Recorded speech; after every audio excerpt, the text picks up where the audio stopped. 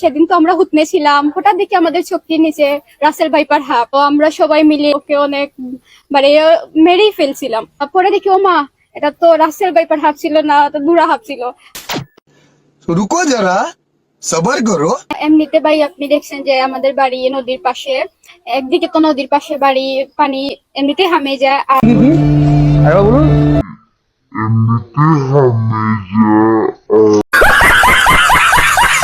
অনেক কষ্টে আছি আমরা। আর কি বলবো, খুব দারুণ লজ্জার ব্যাপার। মাঝে মাঝে তো স্বপ্নেও আমি দেখি রাসেল ভাইপারকে। মাঝে মাঝে তো স্বপ্নেও আমি দেখি রাসেল ভাইপারকে।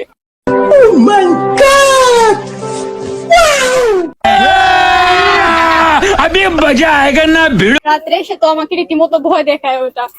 একবার ডিপলি চিন্তা করতো, এটা কি মানা যায়? আর সেদিন তো আমরা হুতনে ছিলাম, হঠাৎ দেখি আমাদের চোখের নিচে রাসেল ভাইপার হাফ।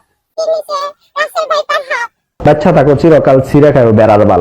তো আমরা সবাই মিলে অনেক বাড়ি মানে ওকে অনেক বাড়ি মেরেই ফেলছিলাম।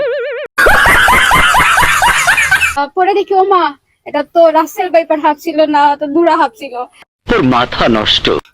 মানে এরকম আতঙ্কে আমরা আছি যে যে কোনো ধরনের সাপ দেখলে আমরা ভাবি ওটা মানে রাসেল ভাইপারের মনে হয় আমাদের কাছে। বাচ্চা থাকো চিরকাল ছিঁড়ে খাও বেড়ার বাল। সিলেটি ভাষা মতন অসুবিধা নেই।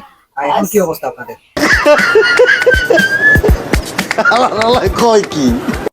আর কিতা কইতাম মানে সত্য জিনিসটা তারা যাতে এফবি বা ফেসবুক সোশ্যাল মিডিয়া তারা মানে ছাড়ে, মিথ্যা গুজব কম ছড়ায়, ওটাও আর কিছু না।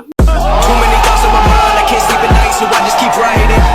I don't need no help, I don't need opinions, so don't wait.